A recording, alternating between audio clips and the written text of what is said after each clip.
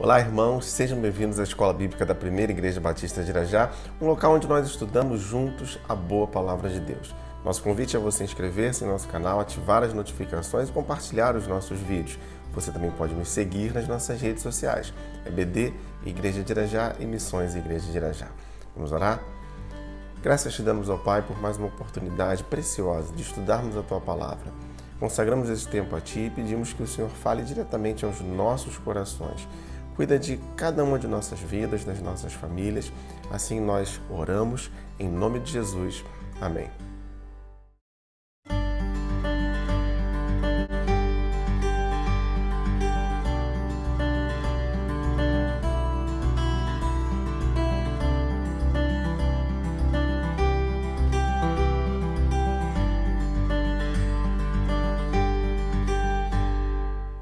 Hoje nós iniciamos uma nova série de estudos.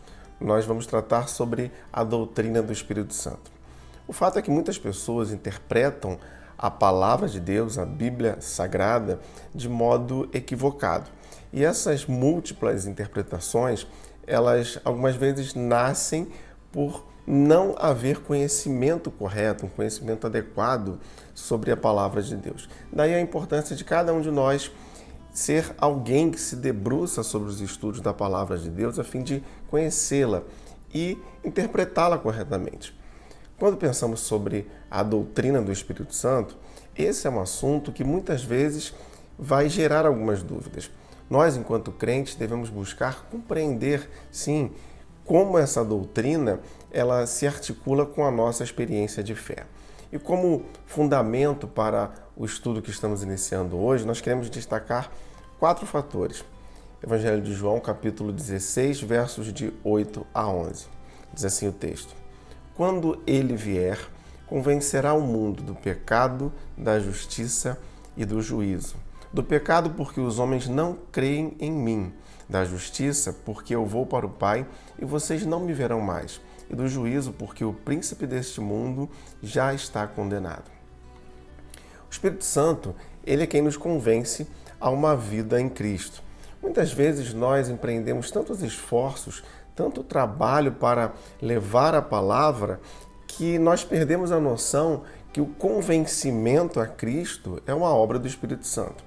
Então, irmãos, nós devemos ser, sim, cuidadosos, zelosos. Temos que planejar, temos que fazer a obra de uma maneira adequada, nos empenhando nisso, sim, é verdade, mas não podemos esquecer que é o Espírito Santo que impulsiona o pecador à palavra de salvação. O Espírito Santo é quem nos auxilia em nosso processo de santificação. A vinda do Espírito Santo, que no texto foi anunciada por Jesus, ela não foi um quebra-galho para os seus discípulos não ficarem sós. Não, nada disso. Ela foi, na verdade, um passo adiante na relação entre o homem e Deus. Em Jesus, a relação com Deus se dava no exterior, com a sua presença física. Mas com o Espírito Santo, a relação com Deus, ela vai se dar no interior do homem, pois o Espírito Santo ele está presente no seu ambiente interior, transformando a sua vida. O Espírito Santo nos auxilia a entender o texto bíblico. Isso é muito importante. A Bíblia lida sem a devida iluminação do Espírito Santo, ela pode se passar apenas por um livro sem grande importância. Jesus, ele afirma que o Espírito Santo conduz a toda a verdade. Assim, o Espírito Santo nos conduz à verdade de Deus em sua palavra. Sem ele, nós estamos fadados ao fracasso em nossas interpretações. O Espírito Santo é quem outorga poder à igreja. Atos capítulo 1, verso 8, diz assim: Mas receberão poder quando o Espírito Santo descer sobre vocês, e serão minhas testemunhas em Jerusalém, em toda a Judéia e Samaria, até os confins da terra. A base do poder para a atuação da igreja, ela está no Espírito Santo. O Espírito Santo é quem capacita cada um de nós ao testemunho. A igreja do Senhor, ela atua e avança sob o poder do Espírito Santo. Então, irmãos, a nossa oração é que a pessoa do Espírito Santo nos ilumine no estudo da palavra do Senhor, de modo que possamos crescer conforme a vontade de Deus para nós. Que o Senhor nos abençoe em nossos estudos. E aí sim, entrando em nossa lição, a lição de número 1, nós vamos tratar sobre Espírito Santo, promessa, natureza e missão. Inicialmente eu faço algumas considerações. Primeiro, o Espírito Santo é uma pessoa, a terceira pessoa da Trindade, tornando-se pessoal o seu relacionamento com aquele que crê. Segundo, é que notamos efetivamente a instalação do ministério do Espírito Santo no livro de Atos, em seu capítulo 2. Mas veja bem, isso não quer dizer que o Espírito Santo não teve atuação anterior, por exemplo, no Antigo Testamento. E nós veremos isso oportunamente na nossa próxima lição. E terceiro, nós consideramos também a atuação do Espírito Santo reconciliando aquele que crê e o aproximando do Senhor Deus. Assim, o nosso objetivo com o estudo da doutrina do Espírito Santo é sermos potencializados a identificar genuinamente a obra do Espírito Santo em nossas vidas. Na teologia, o estudo da doutrina do Espírito Santo é chamado de pneumatologia. O foco principal é a pessoa do Espírito Santo, principalmente em convencer o mundo do pecado, da justiça e do juízo. O texto que nós já lemos, João 16, verso 8, diz: quando ele vier, convencerá o mundo do pecado, da justiça e do juízo. Através desse conhecimento, então, o crente ele cresce em maturidade e não caminha na direção de práticas e ensinos muitas vezes absurdos, atribuídos ao Espírito Santo. Nosso desejo é que cresçamos em maturidade, estudando a pessoa do Espírito Santo, olhando para a palavra do Senhor. A personalidade divina do Espírito Santo. O Espírito Santo é Deus e nós identificamos na palavra evidências dessa divindade. Vejamos alguns dos atributos do Espírito Santo. Primeiro, o Espírito Santo é eterno. Hebreus capítulo 9, verso 14. Quanto mais então o sangue de Cristo, que pelo Espírito eterno se ofereceu de forma imaculada a Deus, purificará a nossa consciência de atos que levam à morte, de modo que sirvamos ao Deus vivo. Ele é eterno porque não tem começo e nem fim de dias. Ele não está sujeito à nossa temporalidade. O Espírito Santo é onisciente. 1 de Paulo aos Coríntios, capítulo 2, verso 10. Mas Deus o revelou a nós por meio do Espírito. O Espírito sonda todas as coisas, até mesmo as coisas mais profundas de Deus. Irmãos, o Espírito Santo ele tem ciência de todas as coisas, quaisquer que sejam, as mais profundas, como o texto diz. Terceiro, ele é onipresente. Salmo de número 139, versos de 7 a 10. Diz assim o texto: para onde eu poderia escapar do teu Espírito? Para onde fugiria da tua presença? Se eu subir aos céus, lá estás.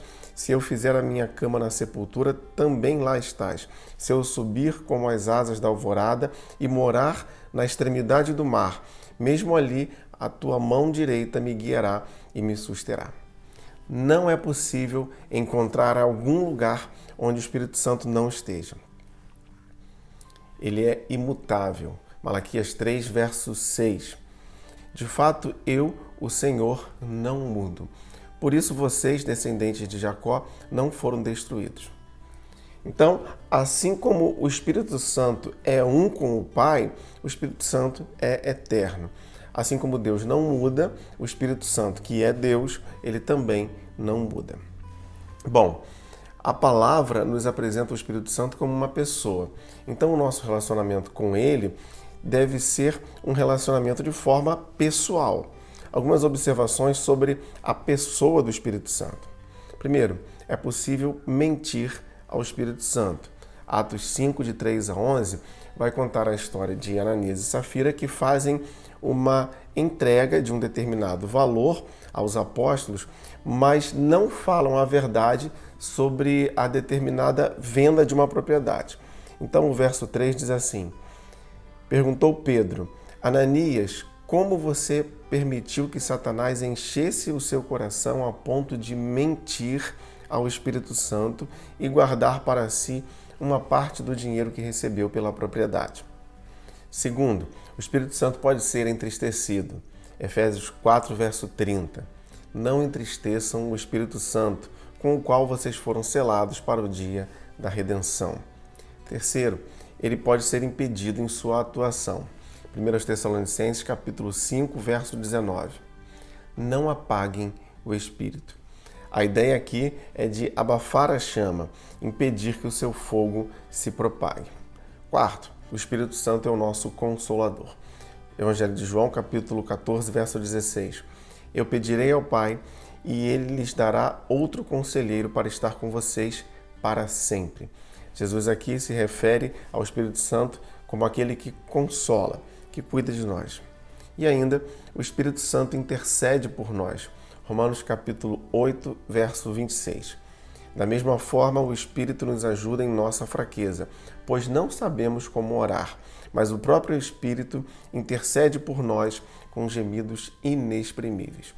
O Espírito Santo, como intercessor, ele faz isso de uma forma que não pode ser expressa em palavras, ou seja, que está além da nossa compreensão. É o que a Bíblia está chamando aqui de gemidos inexprimíveis. E essa intercessão não está vinculada ao quanto nós somos fortes, mas sim ao quanto somos fracos. Nesse momento, o Espírito Santo intercede por nós. Cremos então, irmãos, que o Espírito Santo é um ser plenamente divino e pessoal. A terceira pessoa da Trindade. O Espírito Santo é a terceira pessoa da Trindade. Assim como o Pai é Deus, o Filho é Deus, o Espírito Santo também é Deus. Atos capítulo 5, versos 3 e 4. Então perguntou Pedro: Ananias, como você permitiu que Satanás enchesse o seu coração a ponto de você mentir ao Espírito Santo e guardar para si uma parte do dinheiro que recebeu pela propriedade? Ela não lhe pertencia e depois de vendida o dinheiro não estava em seu poder? O que levou você a pensar em fazer tal coisa? Você não mentiu aos homens, mas sim a Deus. Então, mentir ao Espírito Santo é mentir a Deus, porque o Espírito Santo é Deus. Segundo aos Coríntios, capítulo 3, verso 18. E todos nós, que com a face descoberta contemplamos a glória do Senhor, segundo a sua imagem, estamos sendo transformados com glória cada vez maior, a qual vem do Senhor, que é o Espírito. O Espírito Santo é uma pessoa, o Espírito Santo ele age desde o começo da história e ele nos é apresentado por Jesus, que se refere a ele como essa pessoa, a terceira pessoa da Trindade, que atua na vida dos crentes. O texto que nós já citamos, e eu pedirei ao Pai, aqui você vê que é Jesus fazendo um pedido ao Pai. E ele lhes dará um outro conselheiro para estar com vocês para sempre. E assim entramos no tópico seu envio pelo Pai a pedido do Filho.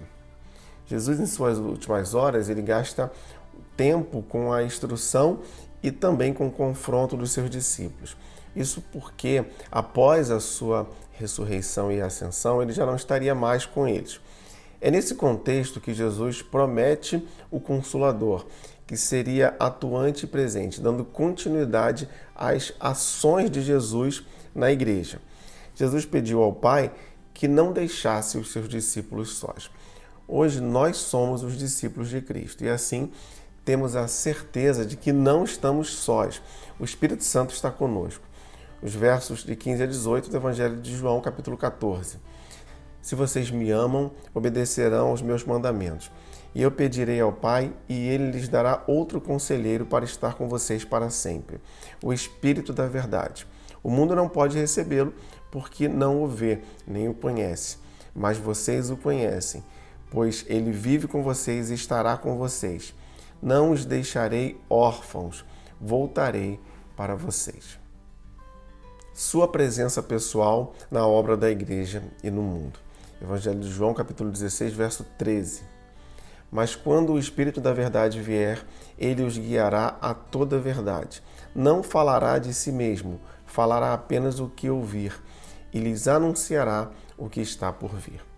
O Espírito Santo, aqui também chamado de Espírito da verdade, é quem capacita os crentes a testemunhar da fé.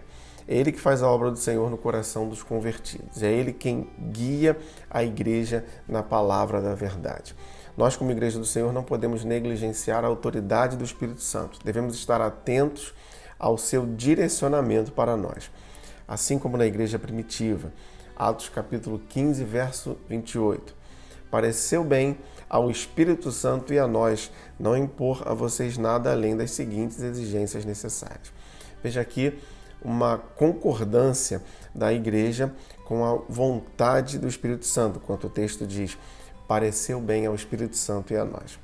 Então, é necessário conhecer e identificar o agir do Espírito Santo. Isso porque Evangelho de João, capítulo 16, versos 8 e 9, texto que já lemos, ele nos convence do pecado. Quando ele vier, convencerá o mundo do pecado, da justiça e do juízo. Do pecado porque os homens não creem em mim. O Espírito Santo ele faz a obra de restauração. Evangelho de João, capítulo 3, versos de 5 a 8. Respondeu Jesus, digo-lhe a verdade, ninguém pode entrar no reino de Deus se não nascer da água e do Espírito. Verso 8. O vento sopra onde quer. Você o escuta, mas não pode dizer de onde vem nem para onde vai. Assim acontece com todos nascidos do Espírito. Tito capítulo 3, versos 4 e 5. Mas quando se manifestaram a bondade e o amor pelos homens da parte de Deus, nosso Salvador, não por causa de atos de justiça por nós praticados, mas devido à sua misericórdia, ele nos salvou pelo lavar regenerador e renovador do Espírito Santo. A obra de restauração é algo que compete ao Espírito Santo. E o Espírito Santo santifica a igreja, segundo aos Tessalonicenses, capítulo 2, verso 13. Mas nós devemos sempre dar graças a Deus por vocês, irmãos amados pelo Senhor, porque desde o princípio Deus os escolheu para serem salvos mediante a obra santificadora do Espírito e a fé na verdade. 1 Coríntios capítulo 6, verso 11. Assim foram alguns de vocês, mas vocês foram lavados, foram santificados, foram justificados no nome do Senhor Jesus Cristo e no Espírito de nosso Deus. Efésios capítulo 1, verso 4. Porque Deus nos escolheu nele antes da fundação do mundo para sermos santos e irrepreensíveis em sua presença. Então, irmãos, a santidade faz parte do nosso propósito e cabe ao Espírito Santo em nós.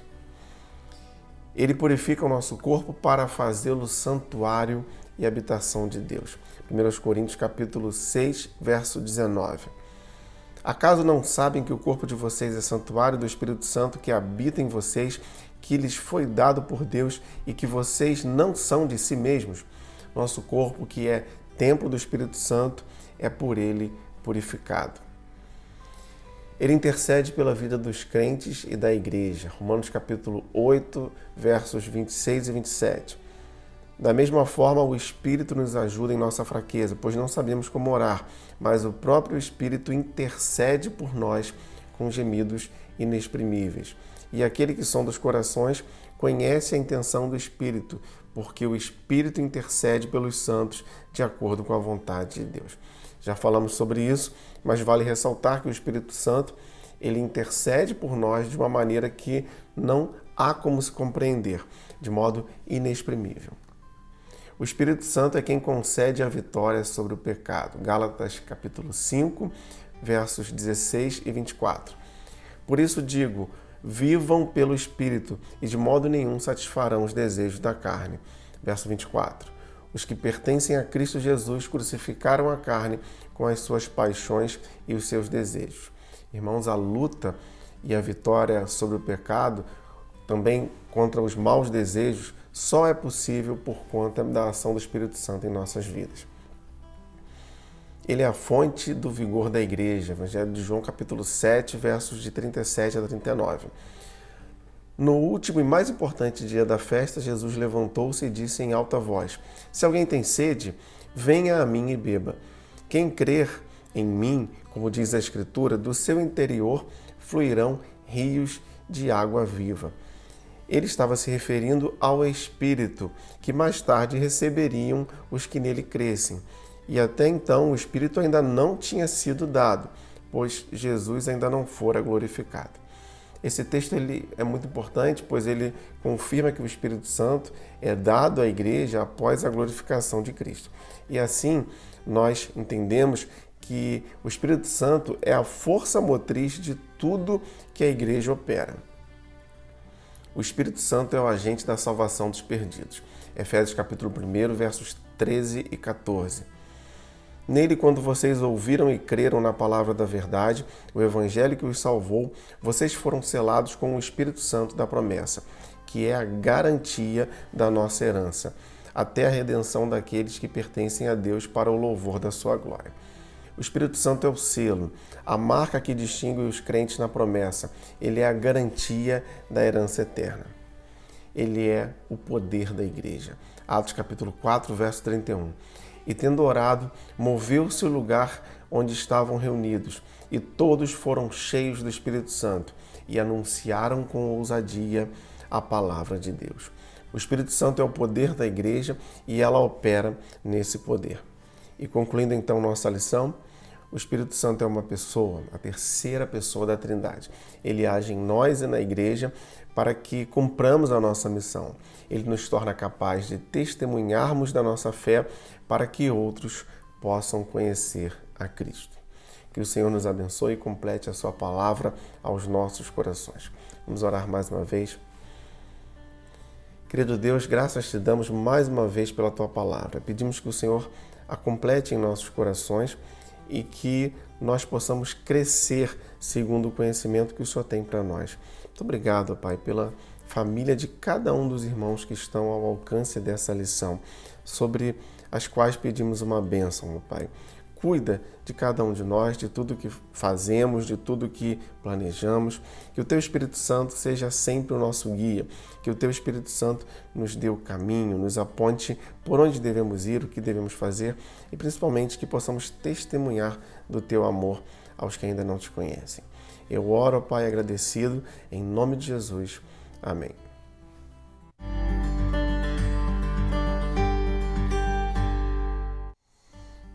E se você tem alguma dúvida ou comentário sobre nossa lição, você pode nos enviar através do nosso e-mail ou das nossas redes sociais. Não se esqueça de inscrever-se em nosso canal, ativar as notificações e compartilhar os nossos vídeos. Você também pode nos seguir nas nossas redes sociais, EBD, Igreja de Irajá e Missões Igreja de Irajá. Muito obrigado por você que está conosco aqui na Escola Bíblica da Primeira Igreja Batista de Irajá. E lembre-se, leia, estude, entenda a Bíblia.